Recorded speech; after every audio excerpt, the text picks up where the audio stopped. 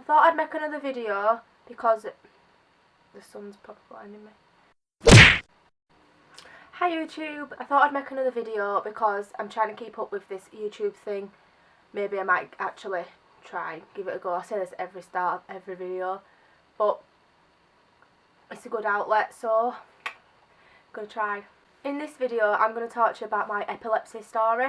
Now most people that I'm with through the days and through the week and whatnot already know that I'm epileptic. Kind of just tell people so they're aware in case anything does happen and stuff. But for you lot that don't know, I'm going to share you a little bit about me, and I'm going to take it right back to where it started. And it's not exciting, but it's not boring either, so let's go. Okay, so I'm going to take it back to 2014 when most of it happened. I mean, that wasn't a good year for me anyway. I had to have an operation on my knee. I had an accident years ago at ice skating, and then throughout the years my kneecap used to just like pop in and out, and it got to the point where it was so normal, I'd just be like, pop, kneecaps come out, pop back in, fair enough, carry on what I'm doing. And then one day it kind of just like locked. I was out for a walk with my dog and my leg twisted and my knee just stuck. It was the worst pain I have ever felt. My mum ran out of work, came to get me, managed to get in the house on the couch, don't even ask how because it was that painful. Had to then managed to get out of the house again because it wasn't a good idea. I had to go to the hospital, but then ended up having an operation. All my cartilage in my knee had shredded and it had got locked, and basically it was so it was all removed. Stayed in hospital, tried to blend that I was fine and not high on drugs so I could come home the night it was after that I had the operation, and I was advised that I had to stay in the hospital, so I was like, okay. So I went home the next day and I had to rest for 6 to 8 weeks, I think it was. Yeah, I think it was. Or I rested for 6 weeks because I was bored. Went back to work. Everything is normal. So yeah, that was the first thing that happened in 2014. That story has nothing to do with my epilepsy. I just thought I'd add it for dramatic effect. And then in June I was going to Turkey for a month with, how many was there? I think there was, so I went to Turkey for a month. There was 9 of us. There was 5 of us that came first, and then we was there a week. No, we was there 2 weeks, and at the end of the 2 weeks, 2 people went home, and then 4 people came, and then we did another 2 weeks with them lot. So yeah, there was 9 of us, all friends and everything. The day we were supposed to fly, the doctors obviously, because of my operation, advised me to wear flight socks, the sexiest, tightest, brightest white socks you could ever have. Not. So yeah, I had to wear them. I was on the airplane, I kept myself hydrated, drinking bottles of water. We landed in Turkey, everything's fine as normal. Me being me, obviously know what I'm doing. I'm just like, yeah, this way guys, we'll go over here. Got onto the coach, because we'd travelled far, they were selling water on the coach, so I was drinking plenty of water. We got back to the hotel. I think we went to the shop to get some nibbles and stuff because we landed really late. And then the next morning we woke up to go to the pool, and I don't remember a thing. We was in the room, and our remote for the air conditioning didn't work, so there was a switch on the air conditioning, so I went, air conditioners, can't even speak. There was a switch on the air conditioning, so I obviously went to turn the aircon on by the switch. Then, that's all I remember. Apparently, so my friends say, I flew across the room, I smashed my head off a table. All I remember is I was in an ambulance and I could hear these like foreign ambulance sounds. I can't even mimic them because I can't remember, but yeah. Woke up in hospital. I was connected to a drip, I think, can't remember, yeah. I was connected to a drip, and I woke up and my friend Jodie was at the end of the bed. Obviously waited for me to come round and stuff. And I really didn't remember how I got there.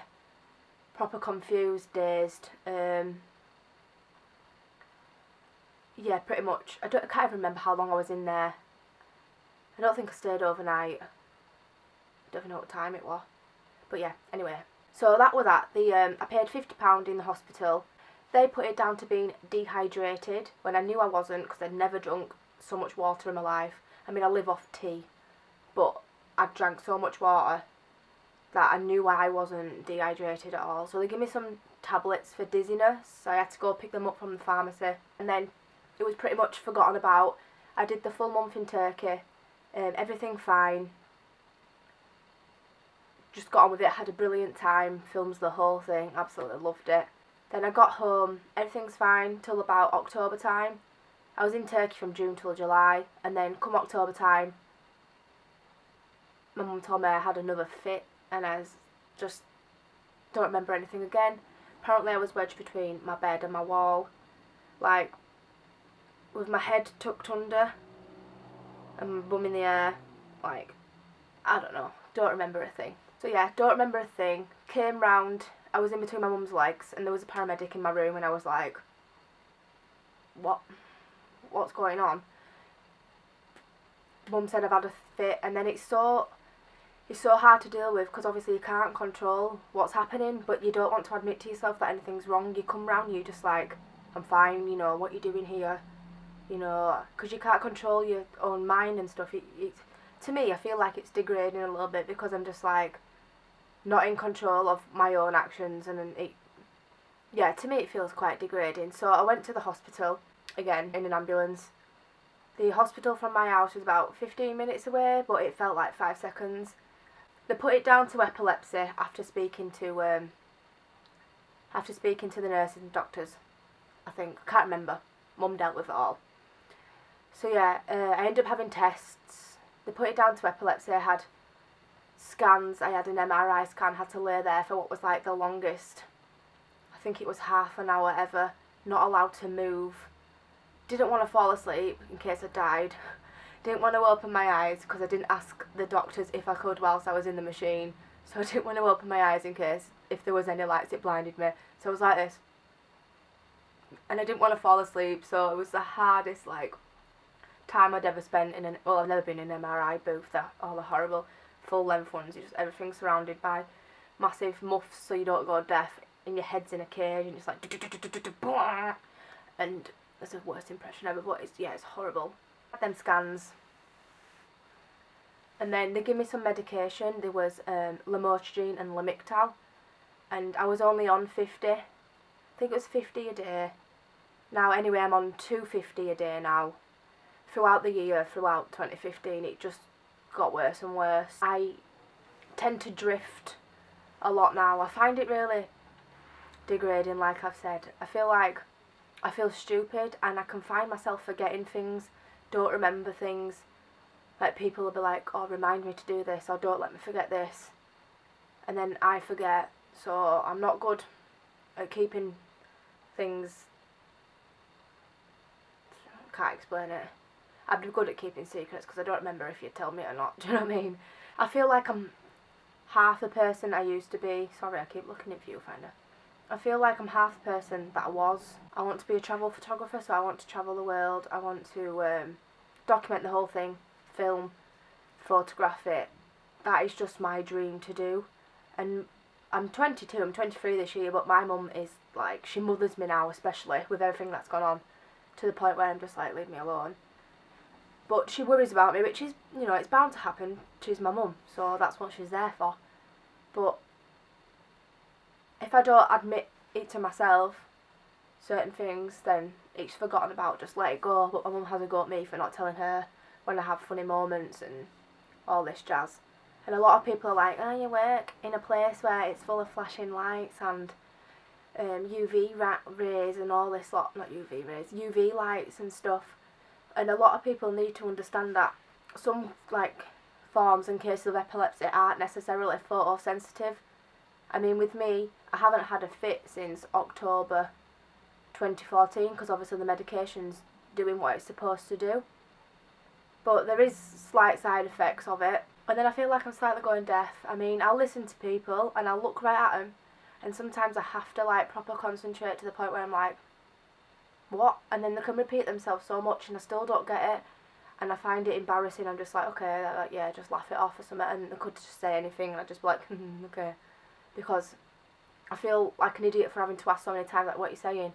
And then sometimes I can have a conversation with someone and I'm looking at them and I have to concentrate so hard, and it's like the words in my head aren't keeping up as fast with the words that are coming out of the mouth of the other person, and I can't add it, like put two and two together to make it it sounds ridiculous. I can't explain it, but it's how I feel. Another side effect is like your eyesight. I mean, growing up I had double vision. I had a squint eye, so I was like bog-eyed as shit. I had an operation.